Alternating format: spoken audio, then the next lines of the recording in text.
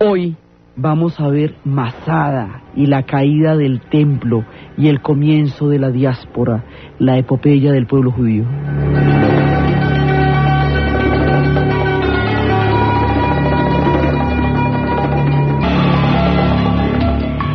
La vez pasada habíamos visto cómo va sucediendo la historia del pueblo judío a través de todos los imperios que van llegando a la zona. Los judíos están aquí y los imperios les llegan por encima. Entonces, ¿cómo? Cuando ya intentan aparecer las culturas o los imperios hegemónicos que quieren que los judíos acepten la fe y las creencias de los pueblos o de las culturas que se van a imponer sobre ellos, van a entrar en un momento en que se producen las rebeliones, porque los judíos, por el pacto con Yahvé, no pueden conceder ninguna otra creencia y el monoteísmo es su razón de existir. Entonces no pueden creer en los dioses del Olimpo, luego no pueden formar parte del mundo griego en los términos en que el mundo griego se lo está pidiendo a ellos. Entonces primero se enfrentan a la cultura griega como tal, aunque hay sectores donde se dio una convivencia armónica, como por ejemplo en Alejandría, donde los griegos, para poder gobernar a los egipcios, no intentaron helenizarlos porque los egipcios son más duros y son sus papás, sino que se adaptaron al mundo griego, al mundo egipcio, se volvieron ptolomeos y utilizaron a la comunidad judía como base para ayudarlos a entrar en esta fusión de pueblos. En el resto sí hubo muchas discrepancias, y hay un momento, después de los griegos viene toda la época de Alejandro, y después de Alejandro viene la época de Seleuco, que es uno de sus generales, que es al que le corresponde el Medio Oriente. Cuando se muere Alejandro, pues sus generales se reparten el gran imperio que él conquistó, y a cada cual le toca un pedazo. El pedazo del Medio Oriente le toca a Seleuco, y Seleuco intenta seguir helenizando a los judíos como habían intentado los demás, pero contra él es que los judíos van a protagonizar una rebelión gigantesca, que es la que decimos que forma el imaginario más importante, que es la rebelión de los macabeos. Esa rebelión macabea es una insurrección contra la influencia griega entre los judíos. Esa insurrección la ganan, y es cuando decíamos que en el templo hay un fuego sagrado, en el templo de Jerusalén hay un fuego sagrado que tiene que estar ardiendo siempre para Yahvé. La representación de ese fuego es como la continuidad de la fe. Ese fuego se hace con un aceite. El aceite solamente se elabora, duran como 7 días elaborando el aceite, entonces quedaba aceite para un solo día después de que se ganó la rebelión de los macabeos. Y ellos encontraron en el templo, eso les producía muchísima angustia, encontraron en el templo una januquía, que es como una jarrita. Y esa jarrita contenía aceite, pero ellos no tenían aceite sino para un solo día, y se gastaban 7 días elaborándolo de aceite para mantener la llama prendida. Entonces estaban muy preocupados porque cómo hacían para mantener el fuego ardiendo, que no se podía apagar nunca, era la llama de Yahvé. Entonces con el aceite de un día, con lo poquito que había en la januquía, ellos van a conseguir mediante un milagro que durante 7 días ardiera el fuego, mientras ellos elaboraban los aceites para continuar la llama. Esta muestra de milagro y de apoyo de Yahvé a una rebelión recién triunfante es lo que se celebra en el Hanukkah, y se llama Hanukkah por la jarrita, la januquía, en donde estaba el aceite con el que lograron mantener la llama del templo ininterrumpidamente después del triunfo de la rebelión. Esta rebelión es importantísima para ellos, porque es la primera vez que se enfrentan, a una cultura hegemónica y logran triunfar. Entonces después se revierten las cargas y los que suben van a terminar aceptando la influencia griega, que son los asmodeos, y ahí se presentan problemas de legitimidad, porque el pueblo judío no acepta que sus gobernantes sí entren en contacto con la influencia griega, aunque no se vuelvan nunca traicionen a Yahvé, pero sí entran en contacto con esa cultura, y eso genera conflictos. Los griegos, entonces después viene toda esa época de Seleuco, y después van entrando poco a poco los romanos. Entonces habíamos visto cómo los romanos van avanzando y avanzando. Al principio llegan unas pequeñas legiones, y en una de esas legiones ellos la logran derrotar en una ocasión, y eso les hace sentir que se pueden enfrentar a enemigos mucho mayores y que pueden salir triunfantes. Eso, el mito de David contra Goliat, y les hace sentir que sus rebeliones pueden triunfar a pesar de la inmensa superioridad que pueda tener el enemigo, y se va formando un imaginario guerrero muy complejo. Entonces, más adelante, cuando los romanos sean el imperio, se vuelven un imperio del otro mundo y logran conquistar al mundo conocido. El único imperio que no ha caído es el imperio persa, que ahorita se llaman partos. Ellos se llaman, cada media hora se llaman diferentes, en cada etapa de la historia se llaman, como hemos dicho, persas, parsúas, iranios, aqueménidas, sasánidas, pero son los mismos, los persas, la gente que hoy corresponde al país de Irán, que son los que les contamos que no son árabes, sino que son persas, que son iranios, que son elamitas y que son un pueblo de un origen totalmente distinto a todos los de la zona, pero que están allá metidos en la misma geografía y que también hoy por hoy son islámicos, pero ellos son de un origen totalmente distinto al resto del cuento. Ellos, esos de ahí, van a armar un imperio muy grande, que es el imperio que cubre todo Oriente, como una gigantesca sombrilla. Entonces, el límite del poder del imperio romano era solamente la frontera que tenían con los persas o partos llamados en este momento. Esa frontera corresponde a lo que hoy es Siria. Entonces, esa frontera era la más vigilada porque ahí era donde había peligro. Por lo tanto, cada vez que había rebeliones entre los judíos, les hacían desviar la atención de lo que necesitaban, que era mantener la frontera con Siria, la frontera con los partos, en estado de total vigilancia. Entonces, esta situación se va dando con tire y afloje durante mucho tiempo, y va a haber muchos líos, y mientras tanto hay muchas divisiones al interior del pueblo judío entre sí, hay muchas sectas, hay muchas fracciones, hay unas fracciones que eran las que tenían siempre la casta sacerdotal, que era la que tenía siempre el poder y que había excluido a los demás de esa casta. Entonces hay unos que están excluidos ahí, que son los fariseos, que se llaman separados. Era porque no estaban dentro de la casta sacerdotal, y ellos van a desarrollar una importante parte de la doctrina. En la Biblia quedaron como hipócritas, pero en realidad ellos eran muy pegados a las costumbres, por eso se les decía que eran demasiado formales, pero en realidad ellos son parte de todos los grupos teóricos y significan simplemente separados, porque no están dentro de la estructura de lo que eran los sacerdotes. Hay muchas sectas y muchas divisiones interiores, y hay grupos muy radicales como los celotes y los sicari. Los sicari se llamaban sicari por el origen, por el cuchillo que utilizaban. El cuchillo tenía una forma específica y ese cuchillo se llamaba sicari, y eran parte de las muchas sectas. Hay muchísimas sectas en este momento entre los judíos, hay profundas divisiones, y la amenaza de Roma se cierne sobre ellos. Entonces, la amenaza de Roma tiene las características de un imperio. Entonces, el imperio tiene básicamente una política interna y está regido por sus propios intereses políticos. Entonces, Roma tiene un problema político con los judíos, y es que no puede tolerar rebeliones, y menos tan cerca de esa frontera. Esto por un problema político.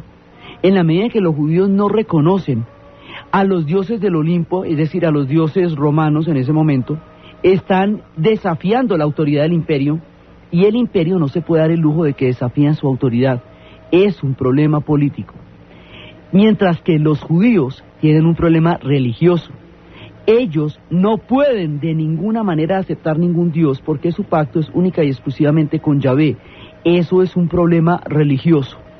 Entonces, ellos tienen un problema de principios, que es un problema religioso del pacto con Yahvé.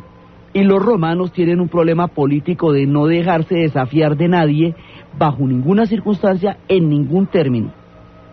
Eso hace que el antagonismo entre estos dos pueblos vaya a llegar a niveles imposibles.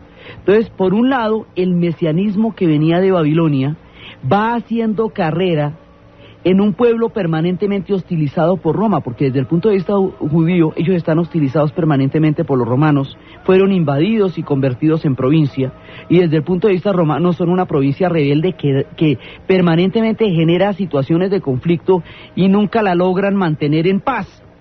Entonces, esto se va convirtiendo en una cosa cada vez más complicada, y en ese contexto es cuando habíamos dicho que estaban esperando a un Macabeo, a un Mesías Macabeo, a un hombre guerrero que de una vez por todas les quitara a los romanos de encima, y llegó fue un hombre hablando del amor, hablando de la paz, hablando de la fraternidad, hablando del mensaje de la hermandad humana y de la igualdad entre los hombres, que no había hablado nadie nunca antes. Entonces eso desconcierta muchísimo a quienes están esperando a un guerrero. Entonces hay quienes van a reconocer en él al Mesías y se van a separar de los judíos y lo van a seguir, y al seguirlo se llamarán cristianos. Y hay quienes van a continuar esperando el Mesías y no van a reconocerlo porque no consideran al guerrero Macabeo que han estado aguardando para poder enfrentar a Roma. Esos continúan siendo el tronco principal de la religión judaica. Entonces de la religión judía sale la religión cristiana en torno a la figura de quienes reconocen en Jesús al Mesías y quienes no. Los que lo reconocen como el Mesías serán los cristianos, y arranca otra rama de la historia, pero toda dentro del Medio Oriente, que es el origen de todas las religiones monoteístas. Entonces, mientras tanto, la cosa de los judíos con Roma se va complicando, y hay un momento en que hay 4 legiones en Siria que están ahí custodiando la frontera con los partos, y hay un momento en que Nerón, el último de los claudianos, manda 3 legiones a nombre de un general que era un general de mucho prestigio y que en ese momento no tenía legiones a su mando. Le mandan las legiones a él para que someta a la rebelión de los judíos. El general se llama Vespasiano y le mandan 3 legiones. Y en el momento en que le mandan 3 legiones para poder sofocar la rebelión judía, las rebeliones son permanentes, pero esta del 66 es una rebelión grandísima. Entonces, le mandan las legiones, y en el momento en que le mandan las legiones, en Roma se arma un despelote, porque es cuando se incendia Roma, es cuando el incendio de Roma fue, digamos, la idea de que Nerón la incendió, parece no ser cierta, porque al contrario, él se vio muy afectado por eso, y hay un momento en que Nerón pierde el control de la cosa, del imperio. Lo pierde porque además pues el man estaba en otra cosa y estaba más loco que las arañas. Entonces pues se va a hacer una gira por Grecia que le parecía tan bonita y tan divertida, y otros decían, míralo, dizque de gira por Grecia con rebeliones en el imperio, ¿cómo te parece? Entonces le hacen como, digamos, una especie de golpe de estado casi, y los generales empiezan a disputarse el poder.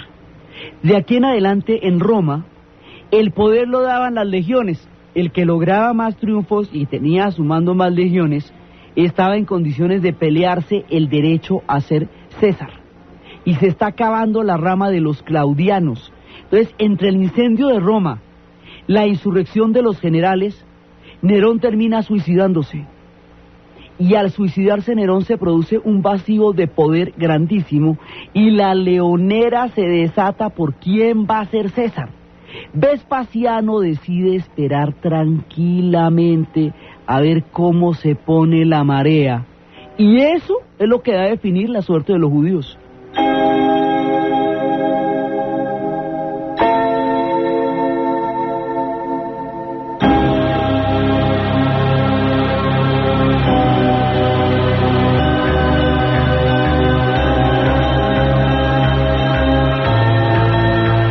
Vespasiano la ve grave y dice, esperemos aquí, esperemos.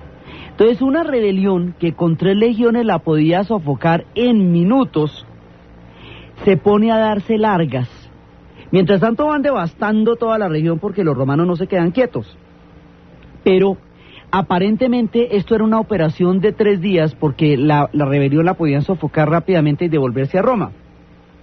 Pero el hombre decide esperarse allá, porque si él llega a sofocar la rebelión, le toca devolverse para Roma, porque ya que se queda haciendo allá. Y mientras las cosas en Roma no se aclaren, él no quiere volver a Roma, sino quiere más bien de reservarse para poder tratar de convertirse en César, pero desde los triunfos y del manejo de la política en Judea. Entonces se queda allá, y la rebelión empieza en el 66, pero eso es un montón de tiempo hasta que realmente los vayan a enfrentar. Entonces todo el tiempo los judíos están esperando la llegada de los romanos porque los romanos realmente están allá, están las 3 legiones allá y ahorita vienen las de Siria que son 4 más, son 7.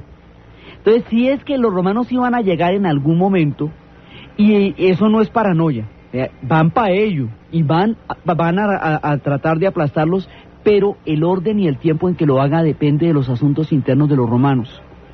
Entonces eso les hace sentir a los judíos que los pueden enfrentar. Los judíos no pueden dimensionar en ese momento, los judíos que están en Judea, solo los de la diáspora, los que quedaron afuera saben a qué se están enfrentando, pero los que están ahí no se imaginan el imperiote tan tremendo con el que se están metiendo y creen con ese imaginario macabeo que se van a poder enfrentar a un coloso como en ese momento eran los romanos. Y como no los vieron atacarlos de una, sino los ven que van y que ya llegan, como el Chapulín que sí llegan, que sí llego, entonces no creen que la cosa es en serio. La cosa sí es en serio, lo que pasa es que están esperando la política interna para que se defina y van acercándose. Entonces hay un momento en que ya se presenta la posibilidad de Vespasiano, y llega Vespasiano y ¡tin!, se va para Roma y queda de César, de una. Entonces le dice a su hijo, que en ese momento estaba con las legiones, a su hijo, Tito Livio, quédese encargado de la rebelión aquí, porque yo me voy para Roma, yo me voy de César. Y en el momento que usted le diga, los aplasta, ¿sí? Pero ahí sí tiene que ser un golpe de mano de una, porque ahí yo necesito el triunfo político para quedar muy divino y muy sensacional y anotarme el hit frente a los romanos. Entonces la rebelión de los judíos estaba, digamos, determinada por el jet set político de los romanos y por cómo necesitara quedar Vespasiano, y eso sustancialmente se mantiene intacto con el correr de los tiempos. Entonces, si en un principio necesitaba tomarse su tiempo y dejar la cosa en veremos, ahora cuando ya está en Roma va a necesitar acelerarla. Entonces le dice a Tito Livio, ya, es el momento en que ataque con todos los hierros. Tito Livio tiene un amor apasionadísimo, que es una judía que se llama Berenice, y el hombre la adora y Berenice le suplica que por lo menos en el ataque, si va a tener que atacar, porque sabe que el tipo pues le toca atacar, no destruya el templo, por favor, se lo pido, no destruya el templo. Y él se ha comprometido por el amor a Berenice en no destruir el templo. Y entonces ahora sí viene el ataque con todos los hierros, y en el ataque con todos los hierros, mientras tanto, como lleva tanto tiempo cercados por las regiones romanas, ya les han dejado de parar bolas, y hay una lucha fraccional entre los diferentes pueblos, diferentes grupos judíos al interior de Judea muy fuerte, que los celotes, que los sicaris, que pues saduceos, bueno, un poco gente ahí, todos enfrentándose con todos. En el momento en que atacan los romanos, los cogen fuera de base, porque como hace tanto que estaban con el cuento que iban a atacar, pues ya cuando atacaban de verdad, eso nadie se imaginaba que iba a ser así de bravo. Pues se toman Jerusalén. Y se lo toman, y el ataque es brutal. Ese es el ataque de todas las legiones al tiempo. Ahí hay 7 legiones y se van pero con todo. Y hay un momento en el ataque, en que en la toma de Jerusalén, en que la cosa se pone tan terrible que nadie controla, como pasa en las guerras se sabe cómo empiezan, pero nunca cómo terminan, ni a dónde van a parar, ni qué va a pasar con ellas. Son el factor sorpresa más macabro que puede haber.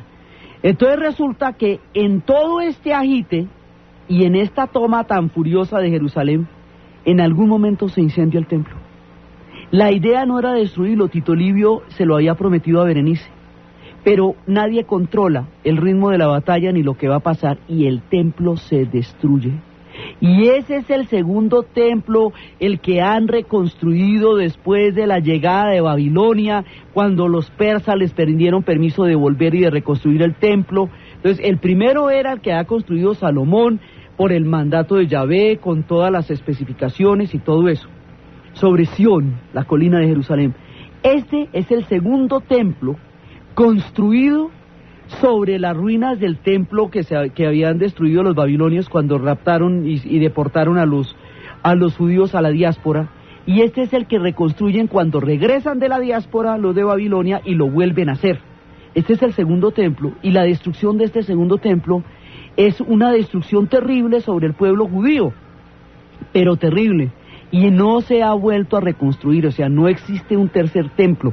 Quedó un pedazo de muro grande de los cimientos de ese templo que actualmente se llama el Muro de las Lamentaciones, y es el que aparece en todos los noticieros frente al cual van a rezar permanentemente los judíos, y por eso es tan importante ese muro, porque es lo que queda del templo. Imagine, estamos hablando del año 69 en la era del Imperio Romano, imagínese cuánto tiempo hace. Entonces la cosa se va complicando y se va complicando, hay una destrucción del templo, hay una destrucción de Jerusalén, la cosa se vuelve una hecatombe terrible, y se van a refugiar los que lograron sobrevivir a semejante asedio tan terrible y semejante asalto tan colosal de todas las legiones. Digamos, lo más temido de todo acaba de pasar. Los romanos entraron, destruyeron Jerusalén y destruyeron el templo. Ahí sí, mejor dicho, ¿cómo hacemos? Era lo que más se temía. Entonces, los grupos que sobreviven se van a refugiar en una fortaleza, en un monte. Ese monte, en la altura del desierto, allí van a construir una fortaleza y ahí van a resistir los últimos que lograron sobrevivir a la caída de Jerusalén. Esos que van a resistir van a generar una de las epopeyas, o la epopeya más importante quizás que exista, digamos, en el imaginario de ellos, que es Masada. Entonces, en el 70 es cuando se produce ya la toma sobre Jerusalén, ya la caída, y luego viene, al poco tiempo viene la rebelión. Pero entonces la manera como nosotros sabemos de la rebelión de Masada, nosotros vamos a contar ahorita la rebelión, pero la manera como nosotros conocemos el testimonio de la rebelión es tan supremamente increíble como la historia de la rebelión misma. Nosotros vamos a saber, porque hay un único testigo, que fue el que escribió lo que pasó. Entonces, la historia tiene un giro que nadie se imagina.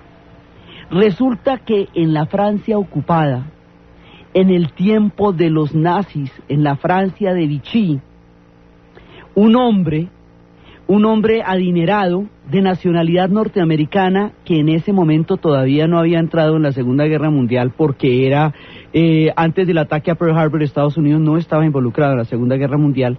Este hombre se llamaba Varian Fry. Este hombre, Varian Fry, solito, con dos amigos nomás, y con su fortuna personal puesto a la causa, está cruzando los Pirineos con los grandes genios de la cultura judía en Europa. Está cruzando los Pirineos franceses para tratar de llegar a España, para sacarlos de allá a una cantidad de personajes excéntricos, neuróticos y muy difíciles de convencer del peligro real en que estaba. Se llevaba los tesoros artísticos de Europa en la forma de los seres humanos que nos dieron las grandes joyas. Esa caravana que estaba tratando de pasar los Pirineos de la mano de Fry, ahí iba Marc Chagall, ahí iba Heinrich Mann, el hermano de Thomas Mann, ahí iba Alma Mahler, y en la maleta de Alma Mahler las partituras de Mahler y de Strauss, que acababan de ser declaradas arte degenerado y que iban a perderse si ella no las saca de allá. Ahí iba Max Ernst, uno de los grandes padres del surrealismo, y ahí iba entre todos esos tesoros, porque Varian Fry se propuso salvar a los intelectuales judíos de Europa de los alcances del Tercer Reich, que en la Francia de Vichy ya eran muy grandes porque era la Francia ocupada, para que el mundo entero supiera lo que ellos dieron al mundo. Y es por Varian Fry que nosotros podemos ver actualmente en las exposiciones los cuadros de Chagall, que podemos leer los escritos de Heinrich Mann y escuchar a Mahler y escuchar a Strauss. Es por Varian Fry. Van con él, y con él va un hombre que va cruzando esto también, y se llama Leon Feuchtwanger. Leon Feuchtwanger es un historiador y ha tomado la fuente del único historiador que estuvo en Masada, Y la historia de Leon Fernwanger atravesando los Pirineos de la mano de Varian para salvarse de la inminente destrucción de la cultura judía a manos del Tercer Reich, tomando como manifiesto los textos de este hombre que estuvo en Masada. Es increíble todo esto, eso porque son historias a través de las historias. Nadie sabe a quién salva cuando se salva el arte. Entonces resulta que este Leon Fernwanger escribe un libro que se llama La Guerra de los Judíos, y lo escribe tal y como se llamaba el que escribió su antecesor. Resulta que hay un personaje que se llamaba, su nombre judío era Joseph ben Matatías, su nombre romano es Flavio Josefo. Este es el único testigo de Masada y de la destrucción del templo, y es el único testimonio vivo que existe, digamos, presencial, de todo este suceso, y lo logramos saber a través de estos viejitos que se están salvando en los Pirineos con toda la cultura judía en los tiempos del Tercer Reich.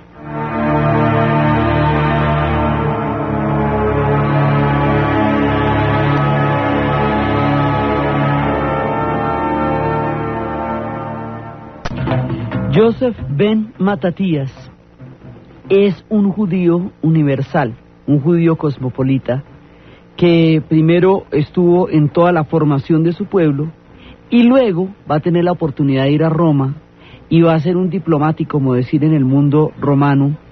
Va a estar en una rebelión, va a sobrevivir a la rebelión, va a resistir la rebelión y finalmente este hombre va a tratar de establecer un puente entre el mundo romano y el mundo judío, como alguna forma en que se puedan comunicar esos pueblos en ese antagonismo tan bravo, y va a convertirse, digamos, va a adoptar un nombre romano que llamará Flavio Josefo. Por haber adoptado un nombre romano durante mucho tiempo, lo desconocerá la misma comunidad judía como fuente y como historiador, pero él es el único que estaba en la caída de Masada. Él es el único que realmente vio lo que ocurrió, y él va a ser rescatado por Leon Fernwanger, que es otro judío, que es el que rescata toda esta historia y es el que lo logra salvar Varian Fry, sacándolo de la Alemania, de la Francia de Vichy en tiempos del nazi. Ahora lo sucede Tito Livio. Tito Livio tiene que enfrentar lo que es Masada. Entonces, Masada es una fortaleza, es un monte grandísimo donde se refugian los que se lograron salvar de la destrucción del templo. ¿Y sabe qué hacen los romanos? Mire, esto es una historia de terquedad que nadie se la imagina. Los judíos se trepan en lo alto de la montaña del monte de Masada y desde ahí miran a los romanos y les dicen, ¿y a ver qué van a hacer? A ver. Y los romanos empiezan a construir una rampa. Como eran los mejores ingenieros, era un imperio de ingenieros, el imperio romano, pues empiezan a construir una rampa, y dele, sin agüero, y van construyendo una rampa, y duran 3 años construyendo la rampa hasta que llegue al nivel del monte de Masada, para ir por los judíos que están allá arriba, atrincherados, y que son los sobrevivientes de la caída del templo. ¿Cómo la ve? Y los judíos no se bajan de ahí, y no se rinden, y no transigen, y los romanos siguen construyendo la rampa, y se miran unos a otros durante 3 años, se miran los unos a los otros cómo los romanos construyen la rampa, y cómo los judíos los están mirando a esperar hasta que suban, y lleguen hasta el extremo donde está el monte, y en eso esa es, digamos, el enfrentamiento entre estas dos voluntades. La voluntad política romana, aquí no va a sobrevivir, me he dicho, aquí ustedes se someten o se someten, y la voluntad religiosa judía, venga por nosotros a ver qué le va a pasar, a ver cómo la ve. Y así empieza toda la epopeya de Masada, que dura 3 años. En el momento en que están construyendo la rampa, ya va a llegar el punto en que se encuentran. La noche anterior a la toma del monte de Masada, cuando la rampa ya llegó al nivel del monte, en ese momento, la noche anterior, los judíos se matan todos. Unos dicen que se desbarrancaron, sencillamente se botaron al abismo. Otros se mataron unos a otros para que no quedara nadie vivo, digamos en un pacto suicida. Eso exactamente es que hay muchas, digamos, muchas maneras de narrar eso y hay muchas formas, pero la única fuente que se sabe es la fuente de Flavio Josefo, o sea, Joseph Ben Matatías, que estaba ahí. El asunto es que se matan absolutamente todos, unos se desbarrancan, de manera que cuando lleguen los romanos a Masada, no hay nadie vivo, y los romanos no le pudieron poner la mano a un solo judío en Masada, después de los 3 años de construcción de esa rampa para llegar allá. Entonces, en ese momento están todos muertos, y Masada se vuelve un símbolo de la resistencia judía frente al Imperio Romano, y hoy por hoy, cuando cumplen 13 años en Israel, los hacen subir hasta Masada, y en la cima del monte gritar, nunca más. Y esto es importantísimo. Después, cuando se reconstruyan las ruinas de Masada, habrá toda la reconstrucción arqueológica de las ruinas de Masada, ya en el siglo XX, estará estrechamente relacionada con la creación del Estado de Israel. Así es digamos, estas cosas, estos son historias de símbolos. Y a esa epopeya canta esta canción que dice, yo veré renacer el sol, seré testigo del renacimiento del sol de Masada, volveré a ver nacer y salir el sol de Masada. Eso nos lo canta Alpha Blondy, de toda la beta que hemos visto de por qué ellos están relacionados con Sion y con Babilonia, y ahora con Masada. Subiré a la piedra de los sacrificios, allí lavaré mis pecados, y desde la piedra de los sacrificios, allí veré el nacimiento, seré el testigo del nacimiento del sol de Masada.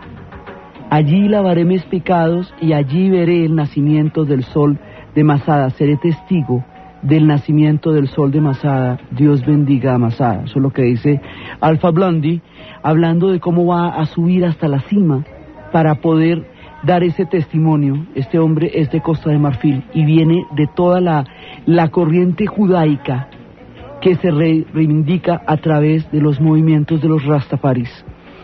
Entonces, la epopeya de Masada queda grabada en la historia como el símbolo más importante de la resistencia judía, y de aquí para adelante todo lo que hemos recorrido se vuelven símbolos que en el presente tienen un significado claro. Cada cosa, la observación de las fiestas, que la Pascua, que el Hanukkah, todo, Masada, la rebelión macabea, todo esto va forjando la historia en el pensamiento y en el alma del pueblo judío.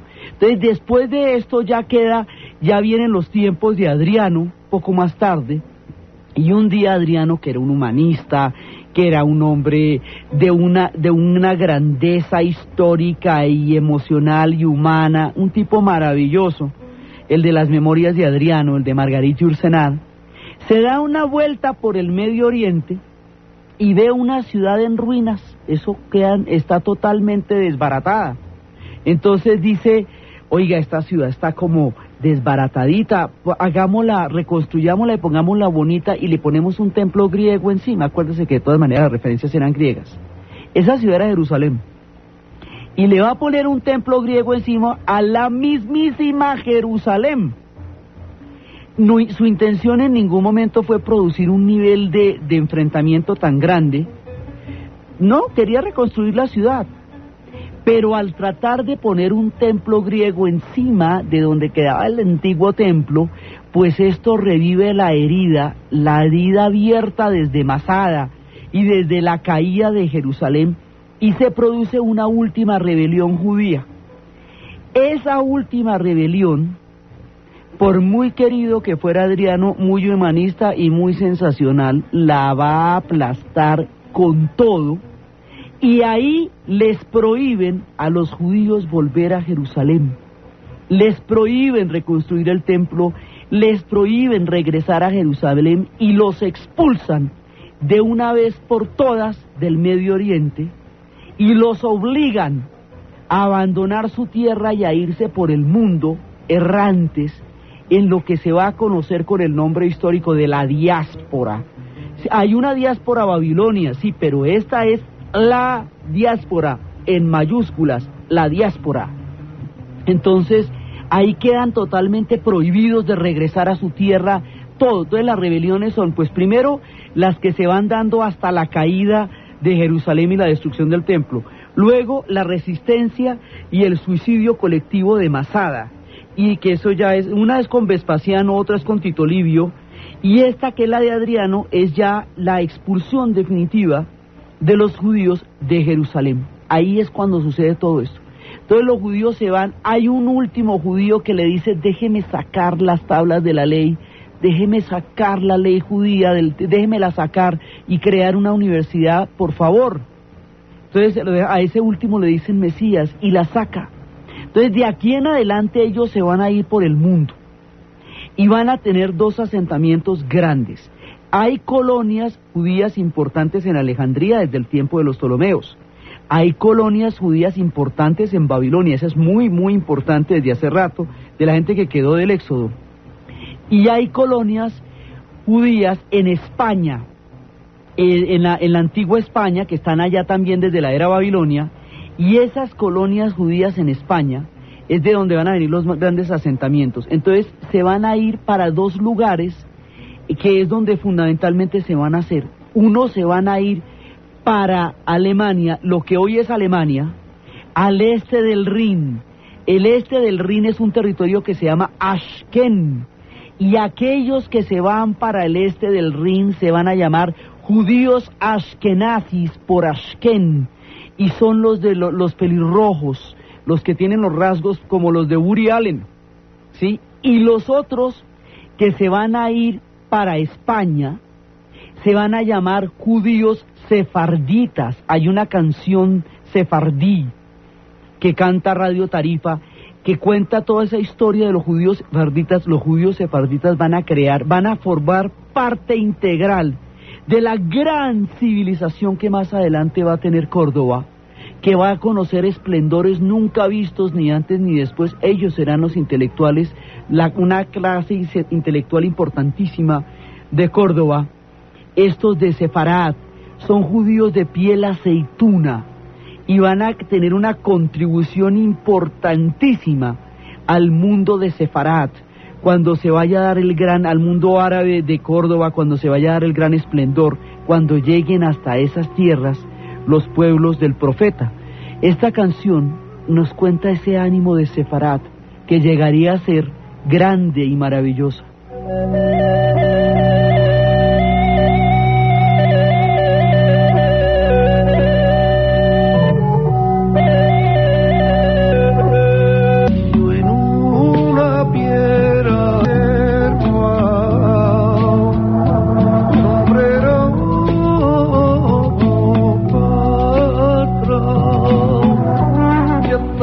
Ellos serán el mundo de Sefarad. Más adelante, en estos asentamientos hispanos, donde llegan los judíos de Sefarad. Sefarad significa España para ellos, es como se dice en hebreo, Sefarad.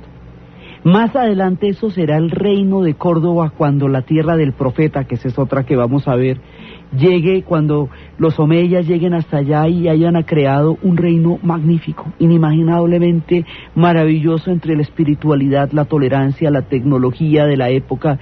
Las cosas más asombrosas pasarán en el califato de Córdoba, y los judíos sefarditas serán parte integrante de ese mundo que recogerá la tolerancia que después no conocería ninguna civilización como se conoció en los tiempos de Sefarad y en los tiempos del califato de Córdoba.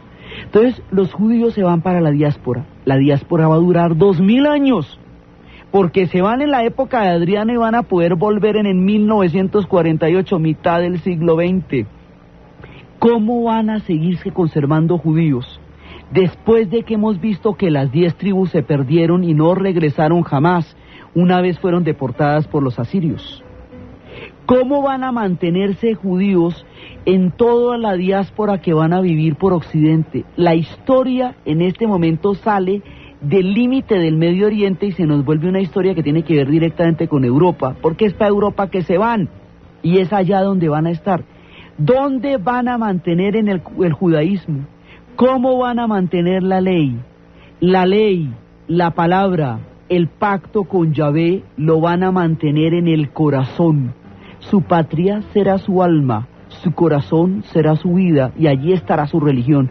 Por eso, observar las costumbres y los símbolos se vuelve un problema de física existencia, porque van a tener que llevar en el alma lo que no pueden tener en la tierra, como le pasaría también masivamente al pueblo africano siglos después.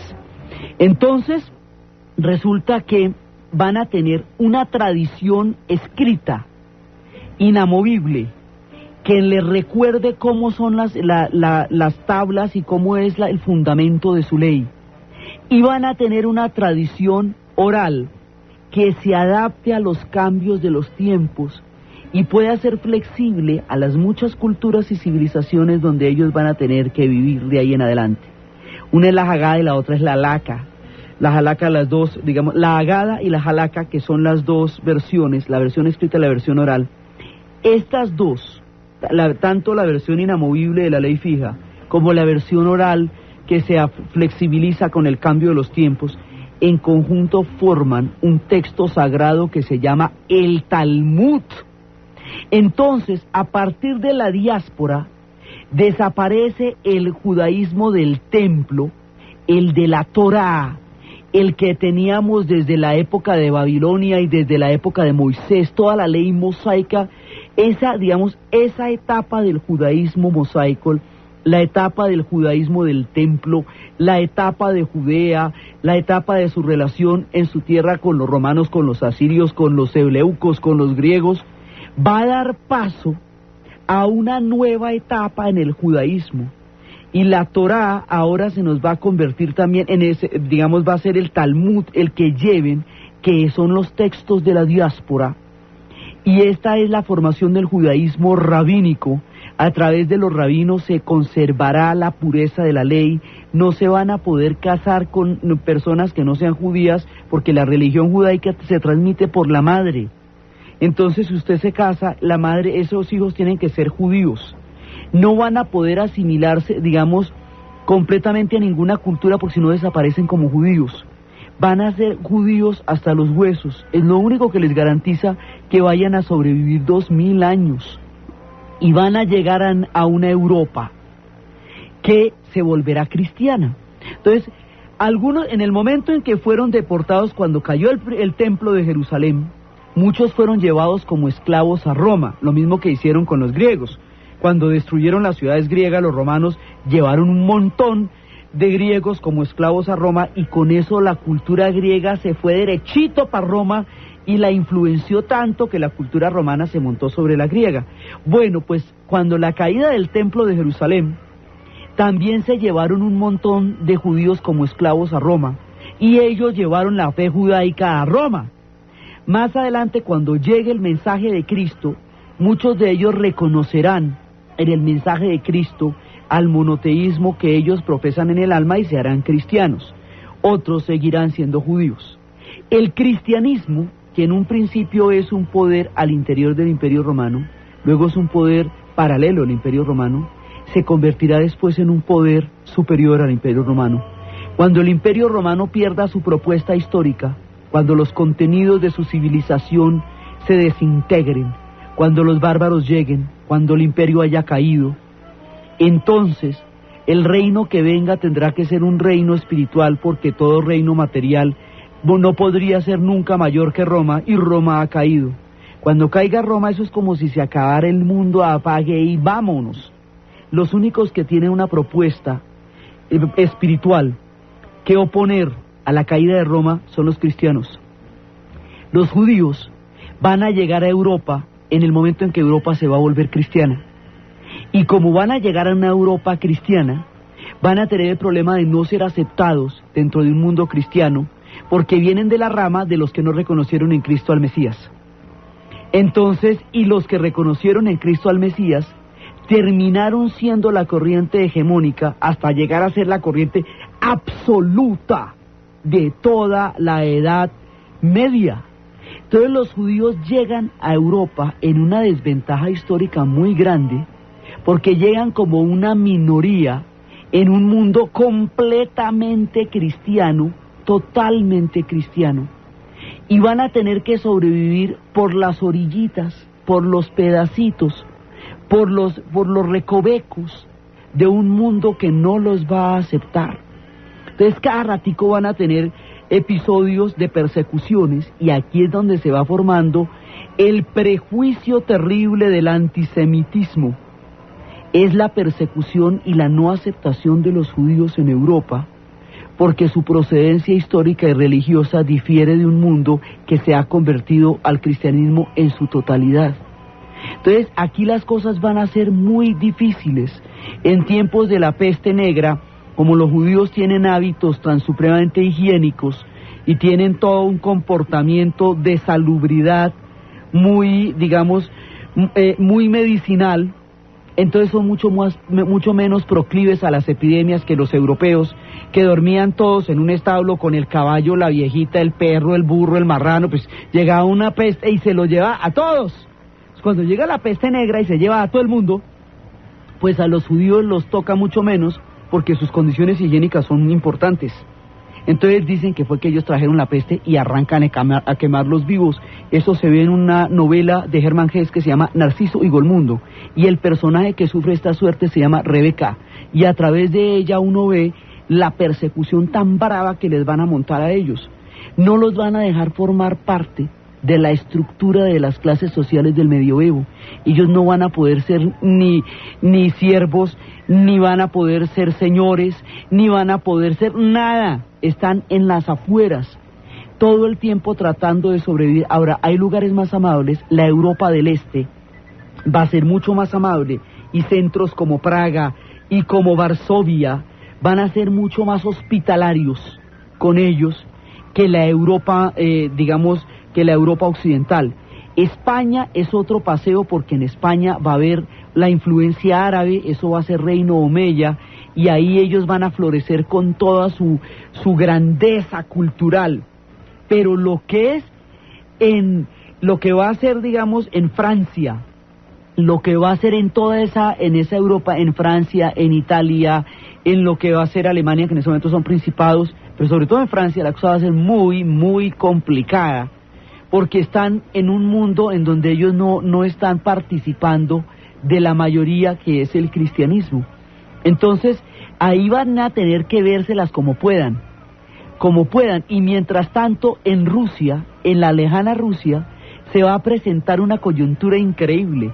Un pueblo va a estar obligado a someterse o a la fe, mucho más adelante, o a la fe cristiana o a la fe islámica, cuando el Islam va entrando en esos territorios, y entonces, para no tener que someterse a ninguno de los dos, escoge ser rabino, escoge un rabino de Córdoba y se convierte al judaísmo. Es el pueblo cázaro. Entonces el pueblo cázaro se convierte. Usted no se convierte al judaísmo, usted nace judío, pero ellos se convierten, y se va formando la historia de los judíos en Europa, una historia que va a durar 2000 años, y que surge a partir del enfrentamiento con Roma, no con los árabes, con Roma. Mientras tanto, al otro lado del desierto, en el tiempo de la Arabia Feliz, más arriba, donde se forman las caravanas, allí donde la domesticación de los camellos convirtió al desierto en mar y a los camellos en carabelas, un hombre sufrirá una revelación. Un hombre tendrá la revelación del arcángel San Gabriel.